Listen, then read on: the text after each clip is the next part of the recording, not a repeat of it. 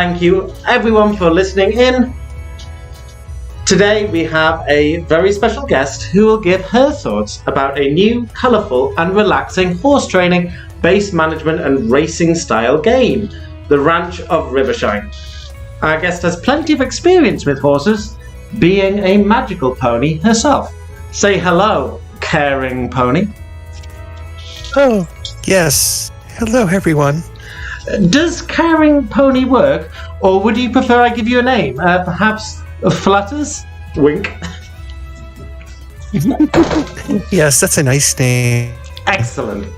So, I'll briefly set out the criteria we'll use to evaluate the game for our audience, and then we'll give some thoughts on each aspect of this charming game before an overall score. Is that okay? Mm-hmm. So, everyone, today's game is a colourful and charming game, and its gameplay orients around base management, with a little exploring and gathering and horse racing. Honestly, I have never enjoyed many games of this type, so it's hard to compare, but I see similarities with games such as Slime Rancher. Ooh, sounds slimy. The slimes are more of the colourful, cute variety in this game than the messy ones, but the main similarity is the looking after of cute creatures. The main difference, I think, is that they don't so much compete as in the races in this game, and there's more exploration in Slime Rancher. Not 100% sure, but the cute vibe of the game combined with a focus on managing creatures and a ranch seems similar. So, on to the criteria we'll use to evaluate the game now. So now for me, all games skew towards 4 key components, all of which come down to an overall question. Is achievement in the game meaningful? I never thought of it like that, but sometimes I just enjoy creating things. Yes, of course. I don't mean achievement just in the narrow sense of winning like in an arcade. I mean that you care about progressing the game. That can be creating a cool-looking thing, like in games like Planet Coaster, or it can be finding a cool item in an action RPG like Path of Exile. But of course, it often is winning that signals achievement, and in this game, Ranch of Rivershine, mostly the former is present, since it has races which you win, and you also find things and explore. But like all management games, and also RPGs, the optimization of the character or city, or in this case horses, to meet the challenges in the game is a huge component. Oh, I think I see. So if a game let me, say, knit a sweater for a friend's pet cat... Why? No reason. But if it did let me do that, then the achievement would be me liking the sweater? Oh, well, yes, I suppose. If you found that meaningful. Personally, when a game centers around design like that, for example, Cat Sweater Creator, or probably more familiar to our audience, games like World Coaster, then that can be a problem for me, because I'm not very good at design. I get frustrated by my failures, and I don't feel like putting in the effort to get better. That wouldn't be sufficiently rewarding for me to keep playing. But obviously, if you are more artistically gifted for those kind of games and just enjoy the creation process, then that can be very satisfying. Anyway, the point is, it's a broad approach to achievement, but games still need to make that achievement meaningful. And as I say, there are 4 key components of that, I think, which we'll use for the criteria. Okay. So the first one is pretty straightforward, especially for a charming game like this. It's beauty. Is the game beautiful? Oh, my friend Licensing, you mean Fashionista Pony? Yes, Fashionista Pony is very into that. Her computer games are always about making beautiful things. Quite. But beauty is something that even the least creative person needs in a game. Games are always trying to create an environment. At a minimum, the game environment needs to be clear so that the activity takes place within it can be appreciated like chess. But for a charming game like this, which involves visual things, exploration, character creation, 3D environments, it wants to be beautiful in the same way that an attractive space like a park must be. You wouldn't visit an ugly park, and you wouldn't want to play a game like this if it was ugly. Mm-hmm. So the next criteria is the one most people think about when asking themselves whether they enjoy a game. Activity. Games being full ground activities, and like, for example, passively listening to music, they make us perform actions, and generally they make us think about making the actions. This is always tricky for games. If there's a lot of thought needed to complete an action, like winning a race, then people will ask themselves whether they want to put in the effort needed. On the other hand, or in your case, Huff, Yes. if the actions are too easy to perform and don't require any thought, then the game becomes passive, like listening to music, except more tricky. Most players would find that boring, even if the environment was beautiful, in just the same way that it might be nice to walk in a park, but we tend to want to go there to do something, like read or walk the dog. I like to sit and watch my little critter friends play. Yes. Well, even then, you're doing something, even if the thing you are doing is to watch the critters do something. I think I understand. So the next criteria is the trickiest one to grasp, but probably the most important: autonomy. The player needs to feel responsible for the actions taken. Huh? So think about it this way: if you're playing a game where you knit a pet a new scarf. Sorry. Please go on. But you are only given 2 colours to make the scarf by the game's creator, and you think that the feline wouldn't suit either of them, then it's not really your choice of colour. Oh. Exactly. So if your choice was forced to conform to the game designer's ideas, then the game does not give you autonomy. But isn't that what always happens in games or music or books? Well, actually, while you raise a good point there is a significant, I think, revealing distinction. When listening to music, reading a book, although on some views you are responsible for your experience, the art form, you are experiencing someone else's vision while adding nothing of yourself to it, at least directly. However, with a game, you're asked to act, and so you are always adding something of yourself. In chess, you're responsible for the strategy. We aren't clever enough to completely optimize it, so even a grandmaster, after the opening moves at you, the player, are responsible for that. Now, as we'll come to, Ranch of Rivershine is quite good at giving the player autonomy over their playing experience. Okay, so, last criterion is probably easiest to explain. Phew. Sorry. It's just I really want to get to the game. I'm sure our audience is similarly chomping at the bit. Anyway, I call the last criterion longevity. Once you understand how to experience the beautiful game environment, perform actions and take responsibility, what makes you want to experience the game to the full? When a game no longer surprises you, what makes you keep coming back? This criterion is much more significant for games than books or films. In the latter, often the fun is all about anticipation or what happens next, and sometimes they have twist endings, like in The Sixth Sense. Oh, I knew a pony who had one of those. I'm glad, but unless you're a fan of being scared, Nuh-uh. I definitely suggest not watching that film then. My point is that twist endings in films or books rely on anticipation, and then they subvert that in a fun way. But of course, without the anticipation, that's not much fun. Well, it's the opposite with games, really. If just finding out what's happened next is the main thing making them fun, then they will have limited longevity. Also, games almost always have an element of repetition. For example, in football. Like puckball? Possibly. Anyway, you practice the strategies and fitness and kicking over and over again. Sounds like buckball. Anyway, that is why all games need to ask themselves why, when a player has become familiar with a game, why does that player want to keep playing? Okay. So can we start talking about the horsey game now? Absolutely, my good man. We'll start with our first criterion, beauty. So I have to say, through the 10 hours of gameplay so far, I thought this game was beautiful through and through. Absolutely. The music is delightful. Quite. It aims for country ambience, and it is a lovely touch that the music is hand-tailored to each new area you explore, as well as to the day-night cycle. The music absolutely shines, so listen with good speakers or with phones to get the full impact. And the scenery. So cute. Cantering through the forest paths, splashing rivers, gazing at distant waterfalls. Yeah, it doesn't aim for photorealism, but what it gives you is very easy on the eye. You can tell that real thought has gone into the scenery. Barely a leaf, tree, or building is out of place.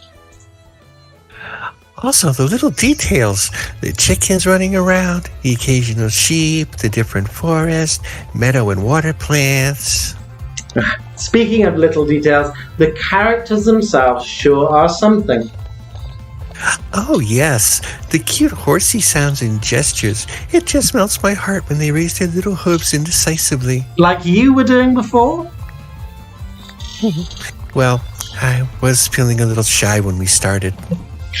And just now. Also, the game does a good job of integrating beauty with the gameplay.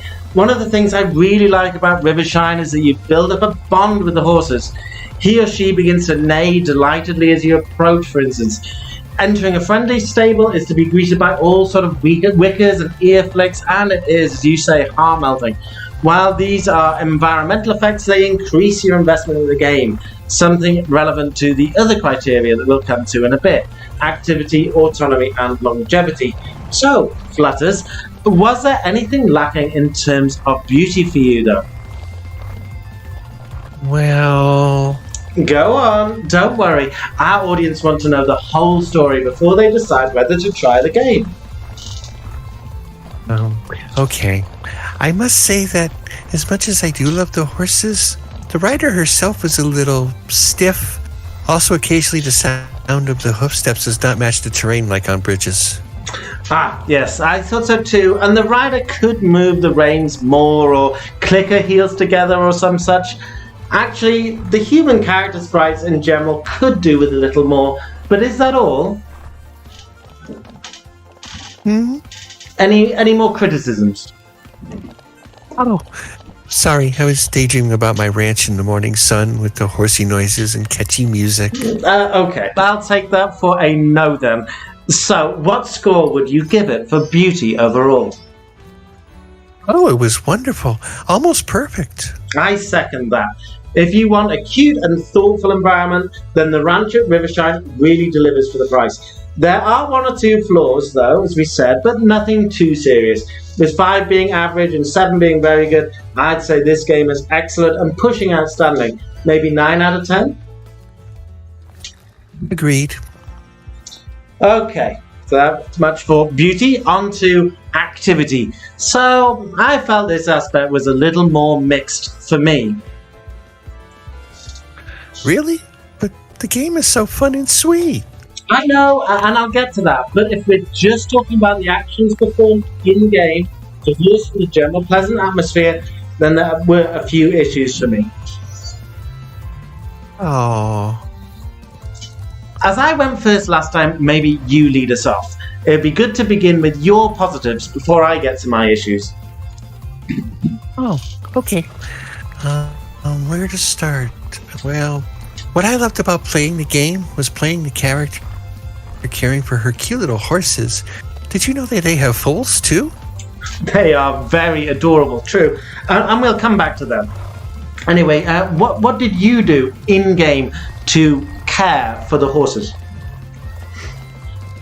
Well, I wanted the horses to trust me. The game measures their trust, you see. And you can see it grow day by day as you care for them and win races. And how do they win?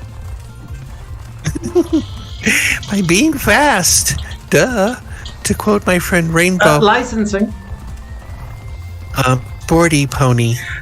Yeah. Anyway, sorry, I meant, what did you do to win the races? Oh, well, I mainly went like this with my hoof. You pressed the space bar with your hoof. Yes. Anything else? Well, my other hoof was on my mouse. And what did he think of that? What? A joke! You're on thin ice, mister. Anyway, I pointed my horsey where I wanted her to run, and then she ran there. Did you click on anything else to make her run? Well, I hoof pressed the W and S keys. They make the horsey go slow and fast. I love seeing the wind in the mane of the horses as they gallop along. You really feel the motion of the horse, you know? I know. And the game does do a great job of making you feel the weight of the horse and feel the speed. I'll come back to that in a second. But anything else that you did before we move on? Oh, yes. Well, I stopped pressing W before the horsey got too tired, which was when the G bar at the bottom went into the red. If it goes all the way to the bottom, then the horses go slow for a while, which, as Sporty Pony always says, is how you lose races. Wise words. Anyway, you mentioned caring for the horses and rearing the foals, the management aspect of the game. So what did you do there? Well, I kept an eye on the different horses' level of trust, speed, gallop. You mean endurance? Oh, yes. It lets them gallop longer, so I call it that. It sounds important. Oh, it is. Oh, I also kept an eye on the care gauge and a few others. Great. So starting with the numbers relevant to racing, which you increased by training, why was increasing these numbers fun? It's kind of strange to call them numbers. True, just trying to abstract from the game a little bit. Anyway? Well, I don't really know why it is so fun. I guess I wanted the horses to win the races and jump bigger jumps. And when they win and you spend time training them and feed them carrots, they like me more. And it kind of became a cycle. Did you have a strategy? Well, for the early courses, they didn't really need to jump, so I trained them in gallop. But the horses have a limited amount of training before they reach their limit. And so I did try to think about training them in the different skills a bit more after that. Sounds interesting. It was. Maybe a little simple, but it really was. And so easy to pick up. I know what you mean. The game is very intuitive. So turning to the numbers, though, relating to care, how did you increase those, and why was that fun? Well, maybe these were the most fun, yet most simple. I mucked out their stalls by pointing my mouse at poo. Okay. And after each poo I picked up, the care value went up. And then I brushed them by pointing my mouse at their cute horsey bodies, which they wiggled so cutely when the brush tickled them. Yes. We've talked a bit about that. But returning to the specific action, you say you pointed the mouse. Well, when you put it that way, yes. Right. Was that hard? No. So, if it's simple, why was it fun? Well, because it Made the horses like you? Oh, exactly. You could tell because the trust meter went up and because they began to whinny delightedly, and also they start to respond to your whistle more. Thank you, Flutters. That's great. You've covered the key aspects of what you do in game there, and I agree with pretty much everything you've said. I've changed your mind? Well, no, not quite.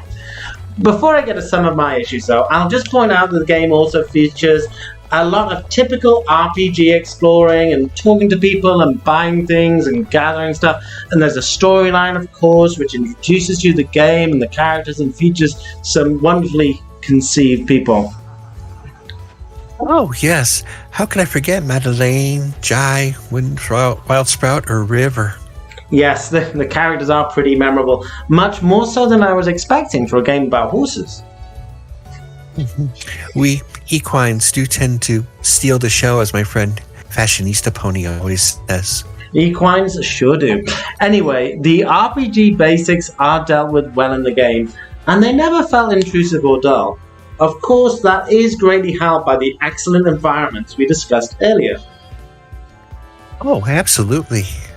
However, if we are just talking about the raw actions taken in-game and the planning needed to achieve them, divorced from the other factors, as you say, these actions are pretty simple.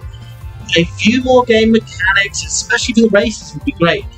After all you are doing is jumping and pulling the horse, and currently you can just repeat tap the spacebar prior to jump. You're never at risk of making your horse jump into the obstacle by an early press, like in other racy obstacle game, like Geometry Dash. Oh, true.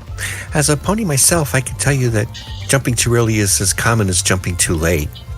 Wait, can't you just fly over the obstacles, being a magical flying pony? Yes, I was talking about my friend Apple Pony. She says it's unfair to fly over them because she doesn't have wings like me. Oh, yeah, I see. But yes, if you can't jump too early, then it does make it significantly less challenging than just to jump late. Rather, to jump late if you have that threat of jumping too early. Another related thing, though, is the transition from galloping to cantering to trot, which the game lets you do. I love the gates in the game, the transition between them, but it is rather easy to go from one to the other, so that you begin to stop thinking much about the timing. I just slow to a canter each time I approach a jump, and it's just the sort of thing that a pony with limited flexibility and a lot of muscle or endurance would struggle with, a lot of momentum. Yes, again, Apple Pony is pretty big and can go for a long time, so she has a lot of momentum. While you, being a little more slight and feathery and light, would have a little less momentum. That's true.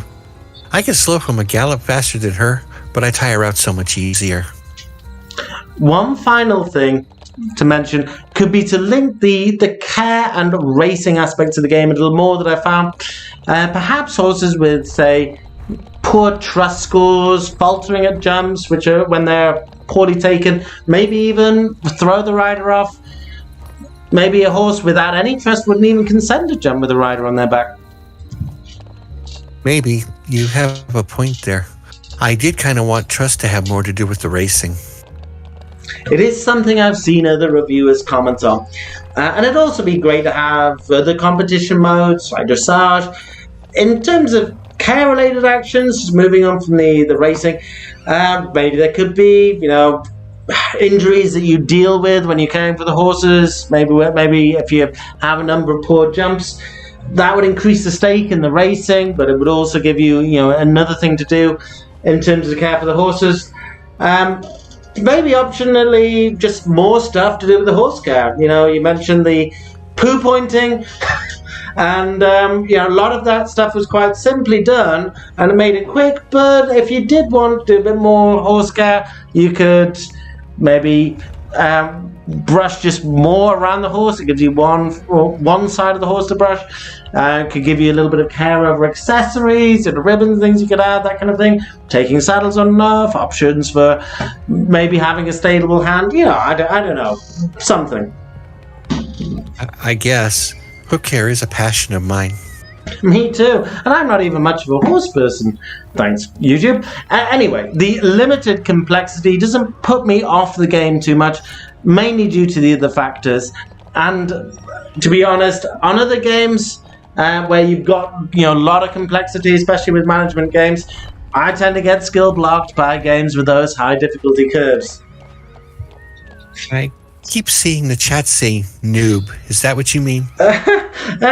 Point is, I like fairly easy, cute games. That's how I found this game, in fact. But at times, even I think things are a bit simple. That's not to say the difficulty isn't ramping up.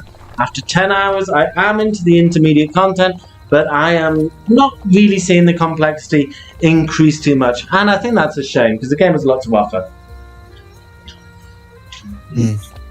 I can see what you mean. Oh, I guess that's going to mean it gets a lower score for this? I'm afraid so. Taking the in-game activities on their own, including the planning for achievement, etc., and the game's a little below average currently, maybe around 4 out of 10. But the jumps, the gallop, the poo pointing? Not your most convincing argument. My friend Clever Pony, gave me advocacy lessons once, but it's just not for me. Maybe you are an arguing noob, but you are amazing in other ways. I once saw you defeat a manticore. really. I just look after my critter and tend my cottage garden. Anyway, enough about me. Yes, back to the Ranch at Rivershine. So, do you agree with a 4 out of 10? It seems really, really mean, but I guess the game is a little simple. Don't worry, the other scores will be much higher, and I can reassure our audience that we love this game. Oh, true. It is wonderful. Just a bit straightforward currently. Well, as long as you promise to give it higher scores in the other categories. I promise. Okay, I guess I agree, if you're sure. Sadly, yes, I am. I have played a few games in my time, and this is the simplest one I've ever really enjoyed. Perhaps the closest I can come to as a comparison to a game called Fast and Light. That game was very straightforward, but the random problems and figuring out the mechanics still gave rise to some really fun strategizing, which hasn't really happened in this game, at least so far. Aww. To end this section on a positive note, though, the game is in early access, and the creator, Elos, who seems wonderful by the way, has promised to consider adding more content. So hopefully new mechanics can be added in the future. Also, to incentivize the sort of work that would be needed, maybe an expansion? Eloise, pretty please. Ha! I'm sure that's what all gamers say when they become addicted, which, it's fair to say, I think you both are at the moment. Oh, yes. Well, we can live in hope. And train lots of horsies in the meantime. Oh, yes. So much for activity. Moving on to autonomy, which, as we explained before, meant taking responsibility for your game, making choices that do not feel forced by the game's creator. Here, the game really shines. Because rivers shine. You don't know how long I've been holding out that pun, but yes, the game escapes a very common problem with management games and racing games, which both suffer heavily from forced choices. What's the point in racing using any strategy other than the fastest one? What's the point of buying and racing anything but the fastest car? Or in this case, the horsies. Precisely. Well, this game gives a great answer to that question. To make the horses like you? Exactly. The game makes me want to race and train and ride and just spend time with sub-optimized horses. I know what you mean. I even sang a song about that with my friends once, all about the importance of flaws. A song with an important message. In life stories and games, our strengths and our struggles are illustrated by those flaws. And by making you care about the weaker horses in your stable, the game makes the strength of the stronger horses much more impactful. I recently got a horsey with 50% in jump. Ooh, that's hard. Yeah, or at least so far. I know that because all the other horses have around half that score. I still ride them though because... You want them to like you. Exactly. Why that should be the case though can be a little tough to pin down, and there is a degree of subjectivity to that. Me liking cute things probably is a big part of it. Me too. But caring about my horses is only one aspect of autonomy in the game. Probably the most important one in a game where you run a ranch. Very much so, but the game also generally makes you care more about the action taken in game. Oh, true. I was always wondering whether to farm, compete, train, or to shop. Yeah, the day-night cycle means you can only achieve so much of that during the day before the competition and shops close for the night, so you have to choose what to do with your time. And those choices are very much driven by the horse's needs at any one time. And saying goodnight to the horses at the end of the day, it's so sweet. Exactly, because you care that on that day you have them win their first blue, or complete a new training set, or have a foal.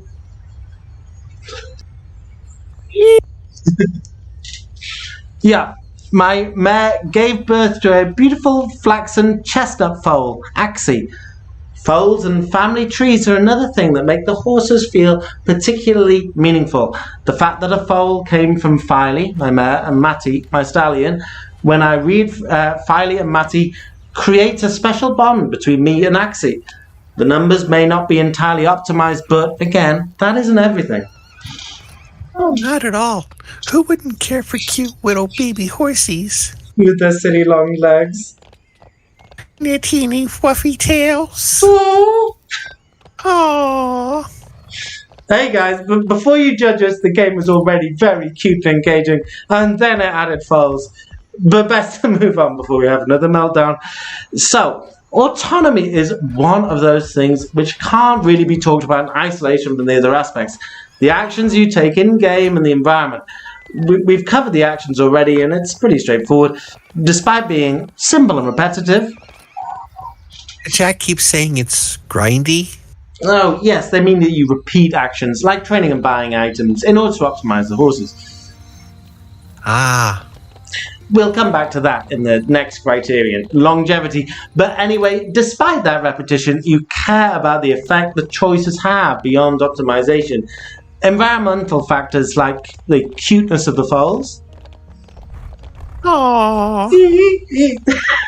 As well as little horsey movements and noises that alter as your bond with the horses and with the environment. And all feelings are rich, that adds up to make the choices you make in game feel significant and makes you feel like you are responsible for your ranch and your horses. Okay, so I've been very positive about this autonomy aspect of the game, but... Oh, how can there be any buts? You promised. Don't worry, it's a very minor but. It comes back to the player character. Unlike the horses, she's pretty rigid, not just in terms of animation, like we said before, but also in terms of the things she has, like clothing, hairstyle, etc. There's only a couple of clothing and colour options. It'd be great to see more added to the character, and it fits with the day-night cycle. I want my character to wear different clothes each day, for instance. Mine just wears yellow. Well, I swap between blue and yellow. There are other options, but not many, and none really suit her. Anyway, it does seem a shame there's not an element. So, despite that negative, overall, I think the autonomy aspect really is outstanding. For a game which has to make you care about horses and running around, I think it achieves that from the get-go. I give it 10 out of 10. I absolutely agree. Great. So, moving on to that final criteria then, longevity. Wait, is that how long you can play it for? Sort of. Or how much repetition you can put up with before you get bored. Ah, I see, yes. So this one's pretty straightforward. The Ranch of Rivershine has to have longevity because it's a management style game which relies on training and racing. There's a lot of grind. There is a story, of course, but it's an accompaniment to the game rather than a big driver to the play. While the actions are simple, once you care about the horses, it's fun to return again and again to the game and trot comfortably towards your goal with your horses. The game is never a gallop, but not a walk either. At times it feels like a canter, but a trot, I feel, is most appropriate. Please, no more ponyisms. Okay. The game bears a lot of repetition is the point, and that day-night cycle, as well as the horse energy cycle, lets you naturally break up the gameplay and reflect on your progress with the ranch. The only thing I would take away is, as I said, some of the repetitive actions are a little too simple, and maybe more mechanics could be added in future to make that grind more fun. Hopes crossed. Was that a pun? Oh, wait, you are crossing your hopes. Huh. Anyway, I'll give it a 9 out of 10 for longevity. 9 out of 10 works for me. Okay, so, overall, bring all these aspects together with a 9 out of 10 for environment, 4 out of 10 for activity, 10 out of 10 for autonomy, and 9 out of 10 for longevity. That makes 8 out of 10 overall. While it's not a perfect 10, that's still a blue ribbon for any horse game. Oh yes, it was loads of fun. Thanks, Eloise, for the game, and to you for letting me talk about it. Delighted to have you. Who wouldn't want to hear a talking pony discuss a horse game? And thanks also to our audience for listening in. Why not check this game out for yourself? The link is in the description. Anyway, till next time, folks. See you later. Okay.